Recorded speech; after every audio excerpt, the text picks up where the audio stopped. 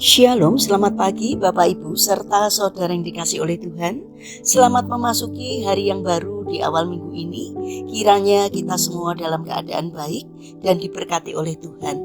Sebelum kita mendengarkan firman Tuhan dan renungan, marilah kita berdoa.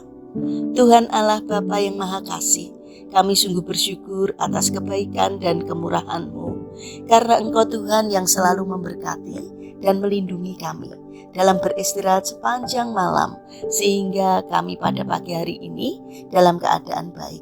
Itu semua kami alami karena anugerah-Mu, ya Tuhan. Terima kasih untuk setiap penyertaan dan pertolongan Tuhan.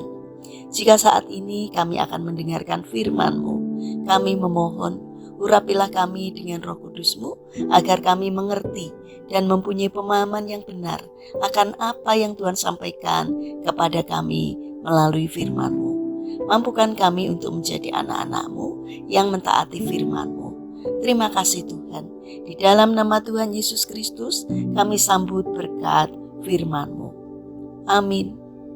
Bapak Ibu serta saudara yang terkasih, bacaan firman Tuhan saat ini diambil dari TB2 dari surat 1 Petrus pasal yang kedua ayat 18. Demikianlah sabda Tuhan. Hai kamu hamba-hamba, tunduklah dengan penuh ketakutan kepada Tuanmu, bukan saja kepada yang baik dan peramah, tetapi juga kepada yang bengis. Tema renungan saat ini adalah menghormati karena Tuhan. Bapak Ibu serta saudara yang terkasih, ada sebuah metode terkenal dalam dunia musik yang disebut Suzuki Violin School. Dalam metode ini, anak-anak usia 2-4 tahun tidak langsung diajarkan memainkan biola dengan rumit. Pelajaran pertama mereka justru sangat sederhana, berdiri dengan benar. Setelah itu, mereka diajarkan untuk membungkukkan badan. Mengapa membungkuk menjadi penting? Karena ketika anak-anak selesai bermain, mereka tidak hanya pergi begitu saja, tetapi menunjukkan rasa hormat kepada para penonton. Sikap hormat itu menghasilkan tepuk tangan. Tepuk tangan memberi semangat, membangun rasa percaya diri, dan mendorong mereka untuk memberikan yang terbaik.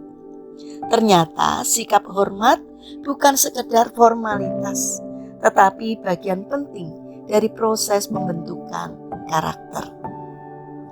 Bapak Ibu serta saudara yang terkasih, firman Tuhan hari ini berbicara tentang sikap tunduk dan hormat, bukan hanya kepada pemimpin yang baik dan ramah, tetapi juga kepada yang keras atau tidak menyenangkan.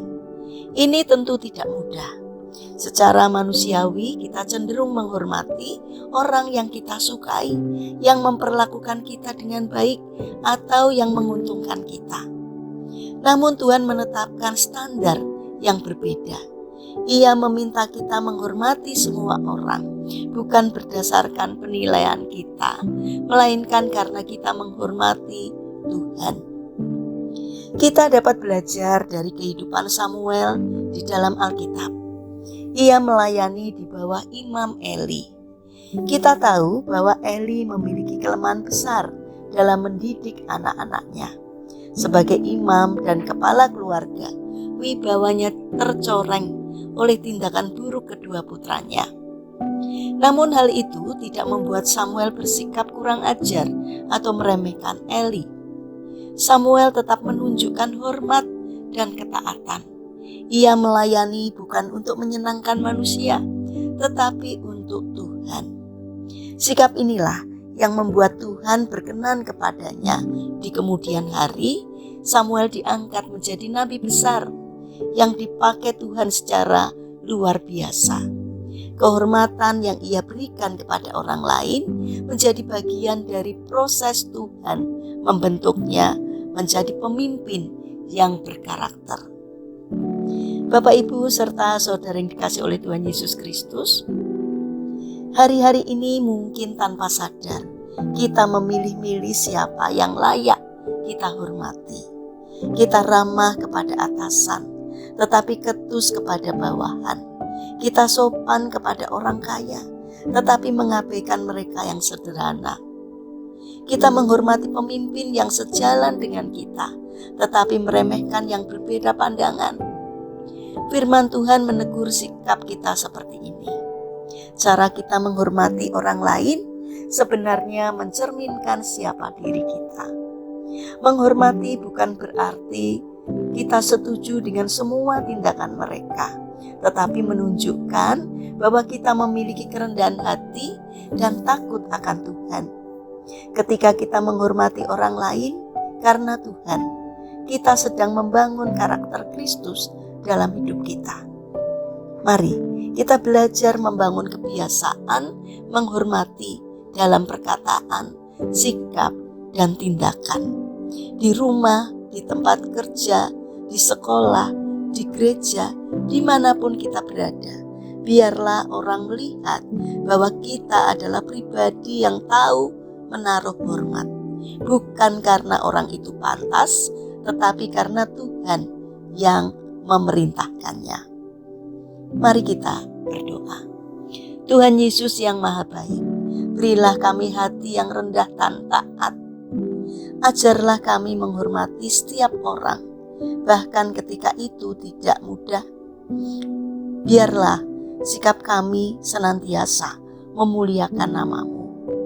Terima kasih Tuhan, saat ini kami berdoa untuk bangsa dan negara kami.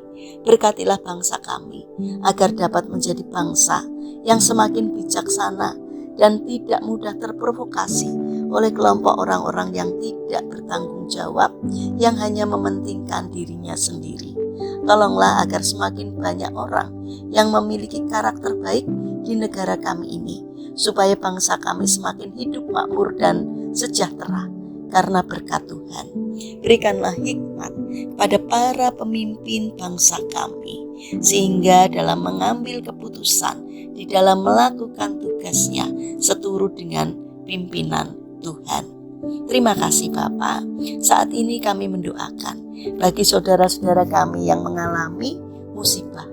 Kiranya Tuhan berkenan hadir di sana untuk memberikan kekuatan dan kesabaran agar mereka tetap menaruh pengharapan dan percayanya kepada Tuhan.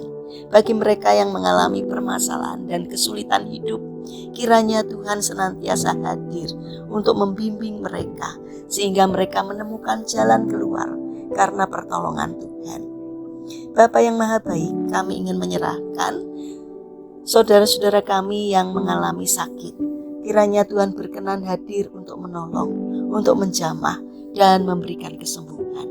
Kami ingin menyerahkan untuk setiap rencana dan aktivitas kami hari ini kepadamu. Sertai dan berkati apapun yang kami kerjakan, sehingga dapat mendatangkan berkat dan sukacita, tidak hanya bagi diri kami, namun juga bagi sesama kami.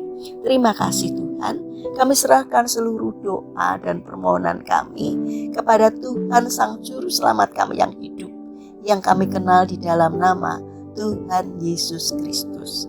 Amin. Puji Tuhan Bapak Ibu serta saudara yang terkasih, kiranya firman Tuhan dan renungan hari ini dapat menjadi berkat bagi kita semua. Haleluya.